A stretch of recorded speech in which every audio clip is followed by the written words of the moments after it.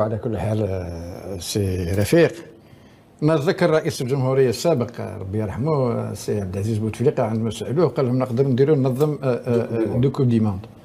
الكلام هذاك ما قالوش اعتباطي، ما قالوش على هذاك لانه كانت متابعينا الكرام، مرحبا بكم في فيديو جديد. قال لك بينظموا جوج لي كوب دي موند. محرز لاعب ماتش بغى يشرب ما لقاش الماء ولا يطلب الماء من عند الجمهور. ما نطولش عليكم الاخوان، خليكم مع الفيديو ونرجعوا في النهايه ديالو. فيش تكنيك سيتادير لي ستاد كي تي ا ليبوك اللي كانوا تلونساو ا ليبوك كانوا ربعه وبروغرامي دوتر اللي حبسوا تاع سطيف تاع دوتر فيل اون بونسي ان فيل دو سيت تاع باتنا une ville du sud, c'est-à-dire que l'Algérie était disposée à l'époque الامكانيات اللي كانت. السلام عليكم. السلام عليكم.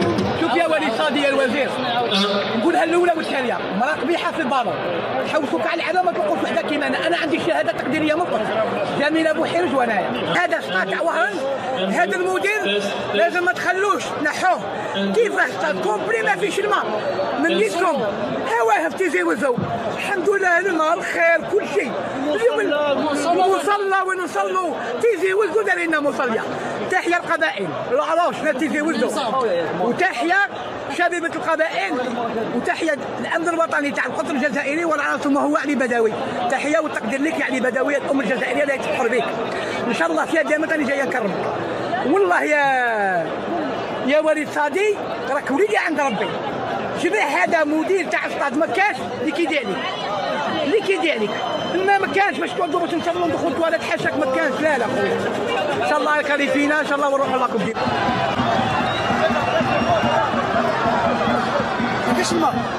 وي يا خاطي، كانت هذه بعض اجواء تاع السطاد كما شفتوا، الماء ما كانش، الصالات كيفاه مرمده، كي حتى مصلى ما كانش، يعني سطاد ما لا سبيطار لا مصلى، ما فهمناش يعني واش من دين واش من مله واش من.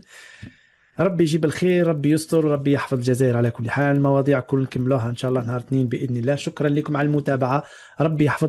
والقيمه الرياضيه بشكل عام للتاهل الى كاس العالم، بعيدا عما يقول ان هذا تاهل سهل، 9 منتخبات افريقيه تتاهل، بعيدا عمن يقول اننا واجهنا منتخبات ضعيفه، ماذا يمثل لاسماعيل قانا تاهل الى المونديال؟ تأهل المونديال تعتبر كما نقولوا احنا سيره ذاتيه للاعب يولي لاعب مونديالي. كاين لاعبين ما حصلهمش الشرف ولعبوا في المونديال. باش تكون لاعب مونديالي يلزم لك زيد على هذا المونديالي تلعب على 4 سنين. احنا ما يخفالكش في العهدتين الاخيرتين ما كانش الحظ للمنتخب الوطني باش يشارك في العهدتين الاخيرتين. باش تلعب مونديال يلزم تكافح، يلزم تخدم، ويلزم كما نقولوا حنا تكون عندك الاراده اللازمه والهدف باش توصل للمونديال. مونديال ماهيش سهل، كاين احنا نشوفوا ايطاليا في المونديال الماضي، ايطاليا ما شاركش، غابت عن المونديال مرتين. هنا تعرف ايطاليا عندها حصلها شرف ونالت كاس العالم 4 مرات. ما بالك المنتخب الجزائري. هي فرصه لاثبات للعالم باللي كاين منتخب في افريقيا يقدر ينشط ربع نهائي ولا نصف نهائي. نبقى دائما مع نشوه التاهل الى كاس العالم افريقيا، صارت نوتر كاسيور، ما حناش نديرو خرج من بريمي تور، ما حناش لا كوب دي موند. في نهايه الامر ما كانش عندنا اون استراتيجي واضحه مرتكزه على افضل اللاعبين، مدارس تكوين في الجزائر، نبنيو لونتيرم نجيبوا لي ميور جوار وهي رايحه. ما كانش مدارس تكوين في الجزائر، ما كانش لو برودوي جوار هنايا في الاولاد اللي في ليترونجي. ما عندكش مثلا في لاكس سنترال ما كونولكش المدارس الاجنبيه، ما عندكش.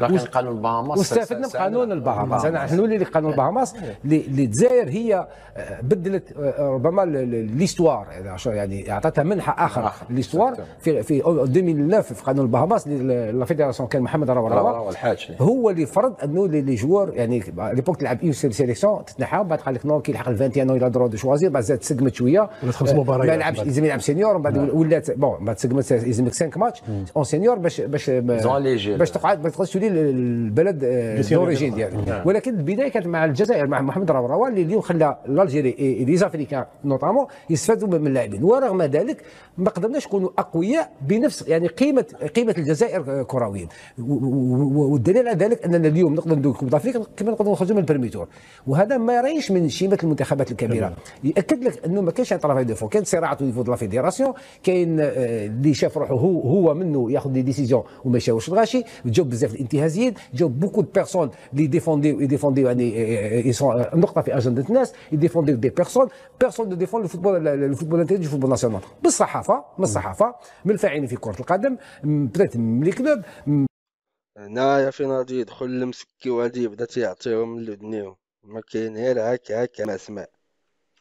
جو سي با من الجماهير اللي ولات اون طوندونس تمشي مع لي بيرسون ما نخبوش على الفوتبول ناسيونال، وهذا الامر اللي خلى الناس تهرب علينا. الناس دايرين استراتيجي اون بوليتيك سبورتيف باينه، مرتكزه على مدارس التكوين، مرتكزه على افضل اللاعبين في اللي عندهم في ليترونجي، ولاو منتخبات قويه. وبالتالي احنا نحتاج اليوم يعني بيتكوفيتش ولا غير بيتكوفيتش، نحتاج اليوم الى ارساء قواعد صحيحه من اجل بعد كره القدم الجزائريه، ولن يكون ذلك الا اقول بلو برودوي لوكال. مانيش ضد الجوال اللي يجي، اسمح لي، يجي من المدارس الاجنبيه، لانه المدرسه الاجنبيه اذا يجوا لي جوال استثناء بقانون البهاماس يجوك 5 اتاكون، با فورسيمون عندك كارديان بيت، با فورسيمون عندك انك سنترال. وبالتالي كي دير الدراهم اللي كاين في الجزائر، الدوله واش بدات الدراهم، الناس ماشي حابه ندير مراكز تكوين. نهار اللي نديروا مراكز تكوين نبداو نتكلموا اليوم في لي بلاطو ليس على التاهل الى كاس العالم، التاهل الى كاس افريقيا، بلوغ ربع نهائي كاس العالم ولا بلوغ ويتيام تاع كاس العالم. نبداو نتكلموا على الالقاب والانجازات على مستوى الانديه وعلى مستوى كل المنتخبات. واضح. ناصر باش نتكلموا مبكرا عن المونديال، انت جاوبتني قبل ما نطرح لك السؤال على الاولويات والاهداف للمنتخب في كاس العالم، قلت لي الدور الثالث ربما هو الدور النهائي كي نحتسبوا النظام الجديد، ولكن دائما احنا كجماهير جزائريه متعطشه وتحب دائما الافضل في الافضل دون ان ننسى نقطه اخرى، وهي اننا غبنا عن اخر دورتين، وحتى في كاس افريقيا ما ناش من النخبه في افريقيا. يعني كيف نوازن بين ابتعادنا عن المستوى العالي وطموح الجماهير اللي من حقها انها تشوف منتخبها في نصف النهائي او حتى النهائي؟